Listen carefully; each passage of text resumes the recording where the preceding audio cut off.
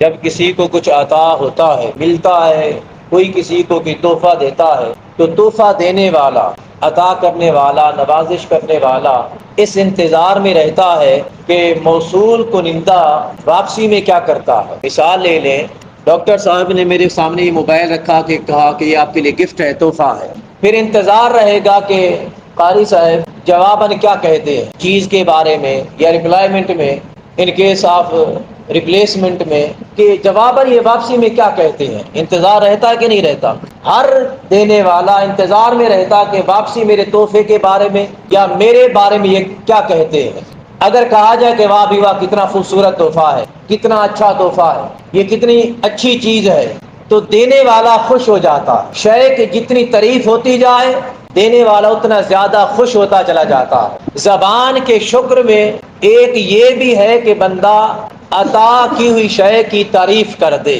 اب اللہ تبارک و تعالی نے فرمایا کہ میں نے اہل ایمان پر اپنا حبیب عطا فرما کے احسان لگایا ہے۔ اتنا بڑا احسان، اتنا بڑا تحفہ، تو حق بنتا ہے کہ ہم اس تحفے کی تعریف کریں، اس کی تعریف کریں، اور اتنا زیادہ تعریف کریں کہ عطا کرنے والا خوش ہو جائے کہ میں نے جن کو عطا کیا ہے کوئی عام نہیں، وہ بھی قدردان ہے۔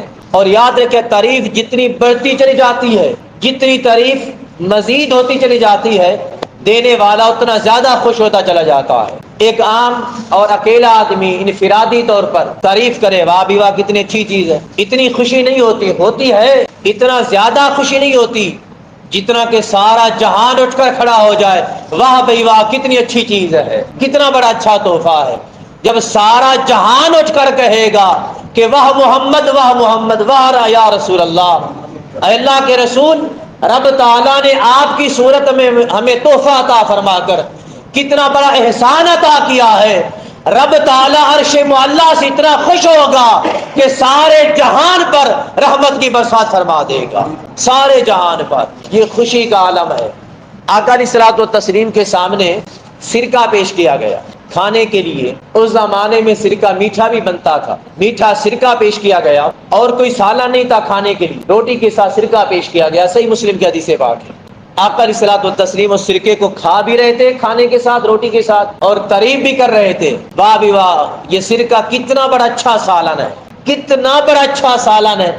تحفے میں صرف سرکہ پیش ہوا، تحفے کی تعریف کرنا یہ آقا علیہ الصلوۃ والتسلیم کی سنت مبارکہ ہے۔ ایک دوسرے مقام پہ آقا علیہ الصلوۃ والتسلیم فرمایا جس کے سامنے کھانا پیش کیا جائے اور وہ کہے الحمدللہ رب العالمین، کہ باری تعالیٰ تو نے مجھے کھانا عطا فرمایا، اتنی میری محنت نہیں تھی جتنا تو نے پاکیزہ کھانا عطا فرما دیا مجھے۔ تو آقا علیہ الصلوۃ والتسلیم کے الفاظ ہیں غفر لہ ما تقدم من ذنبہ۔ جب بندہ یہ کہتا ہے، رب تعالیٰ کی تعریف کرتا ہے کہ باری تعالیٰ مجھے کھلا دیا ہے تو نے، تو رب تعالیٰ اس کے پچھلے سارے گناہ معاف فرما دیتا ہے، اس کے گناہ مٹا دیتا۔ یار کھانے کی تعریف کرنے پر کہ مولا نے کھانا عطا فرمایا ہے، فقط کھانے کی تعریف کرنے پر رب تعالیٰ اتنی کرم نوازی فرمائے کہ گناہ مٹا دے، خطائیں مٹا دے، معصیتیں مٹا دے، جہنم سے بچا لے اور جنتی بنا دے۔ ارے کھانے کے ملنے پر اگر بندہ تعریف کرے تو رب تعالیٰ اتنی کرم نوازی فرمائے، جب تاجدار کائنات کے عطا کرنے پر بندہ اپنے رب کی تعریف کرے گا، تاجدار کائنات کی تعریف کرے گا، میں آپ سے پوچھتا ہوں پتہ رب تعالیٰ کس قدر خوش ہوتا ہوگا جب تاجدار کائنات کا امتی اپنے گھر کے اندر میلاد کی محفل سجا کر بیٹھتا ہوگا، تعریفیں بیان کرتا ہوگا، معجزات بیان کرتا ہوگا، صفتیں بیان کرتا ہوگا، نعتیں پڑھتا ہوگا، تعریفیں بیان کرتا ہوگا۔ میں آپ سے پوچھتا ہوں پتہ نہیں رب تعالیٰ رحمت کی برسات کس طرح فرماتا ہوگا۔ وہ خوشی کا عالم ہے نا، رب تعالیٰ خوش ہوتا ہے۔ وہ ایک بندہ بیٹھا تھا نا، 70 سال ہو گئے تھے غار میں عبادت کرتے کرتے، رب تعالیٰ نے وقت کے نبی کی طرف پیغام بھیجا کہ جاؤ اس کو پیغام سنا دو، میں نے رد کر دیا تیرا سب کچھ۔ وقت کا نبی آیا، پیغام سنایا کہ میں تیرے لیے اللہ کا پیغام لایا ہوں، ابھی اگلے الفاظ سنے نہیں تھے، خوش ہو گیا، خوشی کے عالم میں رقص کرنے لگا، جھومنے لگا کہ میرے رب نے مجھے قبول کر لیا ہے، اس لیے پیغام بھیجا ہوگا۔ اللہ کے نبی نے جب دیکھا تھوڑی سی دیر کے بعد فرمایا اللہ کے بندے سن تو صحیح کہ پیغام کیا ہے۔ وہ رک گیا، توقف کیا، رکنے کے بعد کہتا ہے کہ سنائیے کیا پیغام ہے۔ اللہ کے نبی فرماتے ہیں پیغام یہ ہے کہ آپ کے رب نے آپ کو رد کر دیا ہے، آپ کا سب کچھ رد کر دیا، 70 سالہ عبادت مردود ہوگی۔ وہ تھوڑی سی دیر کے لیے رکتا ہے، رکنے کے بعد پھر رقص کرنے لگتا ہے، پھر جھومنے لگتا ہے، پھر خوشی کرنے لگتا ہے۔ پوچھنے پر بتاتا ہے، جب پوچھا گیا کہ تو رقص کیوں کر رہا ہے، پہلی مرتبہ کا رقص تو سمجھ نہیں آ رہا تھا، تجھے معلوم نہیں تھا، اب تو پتہ چل گیا، اب رقص کیوں کرتا ہے؟ وہ کہتا ہے رقص اس لیے کر رہا ہوں کہ میرے رب نے مجھے یاد کیا ہے، میرے رب نے مجھے یاد کیا ہے۔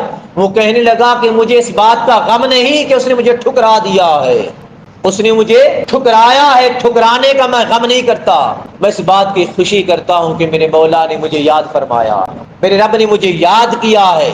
تو رب تعالیٰ نے فرمایا جو میرے یاد کرنے کا اپنی ذات پر احسان لاتا ہے کہ مولا کا مجھ پر احسان ہے کہ اس نے مجھے یاد کیا ہے، ارے یاد کرنے کی خوشی میں وہ میری تعریف کرتا ہے، وہ میری حمد بیان کرتا ہے، خوشی کا اظہار کرتا ہے۔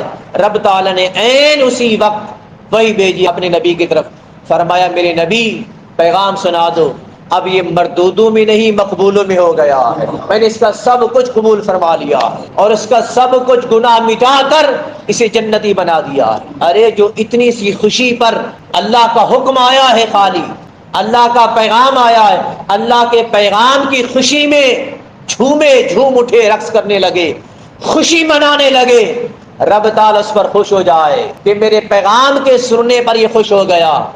ارے جب کہے کہ میرا محبوب آیا ہے، میرے محبوب کے آنے پر خوشی کرتے ہیں، رب تعالیٰ کتنا خوش ہوگا۔ فلہذا اللہ کے محبوب کے آنے کی خوشی میں جھوما کرو، اللہ کے محبوب کے آنے کی خوشی میں جتنا ہو سکے خوشیاں منایا کرو، حتیٰ کہ ساری خوشیوں سے بڑھ کر یہ خوشی ہے، ہر خوشی سے بڑھ کر۔ اولاد پیدا ہو تو خوشی مناتے ہیں نا، مناتے ہیں کہ نہیں مناتے؟ مٹھائیاں بانٹی جاتی ہیں، عقیقے کیے جاتے ہیں، بکرے ذبح کیے جاتے ہیں، دیگیں پکائی جاتی ہیں۔ ارے وہاں پر کوئی فتویٰ نظر نہیں آتا، تاجدار کائنات کی آمد کے دن پر فتوے نظر آتے ہیں۔ تو ہے ایسے مسلمان پر، افسوس ہے ایسے مسلمان پر۔ ارے ہر خوشی سے بڑھ کر تاجدار کائنات کی آمد کے دن پر خوشی ہونی چاہیے، پتہ چل جائے جہان عالم میں، سارے کائنات میں پتہ چل جائے آج مسلمانوں کے نبی کی آمد کا دن ہے، تاجدار کائنات کی آمد کا دن ہے، آمنہ کے لال کی آمد کا دن ہے، اللہ کے رسول کی آمد کا دن ہے، انبیاء کے امام کی آمد کا دن ہے، سید الکونین کی آمد کا دن ہے، رب العالمین کے محبوب کی آمد کا دن ہے۔ اس لیے سارے مسلمان خوشیاں منا رہے ہیں، سارے مسلمان خوشیاں منا رہے ہیں حضور کی آمد کے دن پر، اور حضور کی آمد پر یہ ہر قسم کی خوشی منانا ہو حد شریعت میں، شریعت کے حد کے اندر رہتے ہوئے کس طرح کی آپ خوشی منائیں گے، یقین جانیے رب تعالیٰ اس خوشی کے منانے پر جنت کا مژدہ سنائے گا، جنت کی خوشخبری سنائے گا، گناہوں کے مٹانے کی خوشخبری سنائے گا، نیکیوں کے عطا کرنے کی خوشخبری عطا فرمائے گا، جتنا ہو سکے حسب استطاعت۔ اور بعض کہتے نا کہ فلاں کے حوالے کر دو، جو خیرات کرنی ہے، فلاں بیوہ ہے، مسکین ہے، یتیم ہے، وہ بھی حق بنتا ان کو دیا جائے۔ اگر ایسا ہوتا تو رب تعالیٰ نے حج کیوں رکھا ہے بھائی؟ لاکھ روپے خرچ کر کے عمرہ کیوں رکھا ہے؟ لاکھ روپے خرچ ہوتے ہیں نا، یہ مسجدیں بنانے پر لاکھ روپے، اربوں روپے، کروڑوں روپے خرچ ہوتے ہیں، یہ کیوں بناتے ہیں؟ پڑھنی تو فقط 2 رکعت نماز، 4 رکعت نماز فرض ہے، بس گھر میں پڑھ سکتے تھے، اپنی چھت تو ہے نا، وہاں بھی تو پڑھ سکتے تھے، مگر رب تعالیٰ نے مساجد بنانے کا حکم کیوں عطا فرمایا؟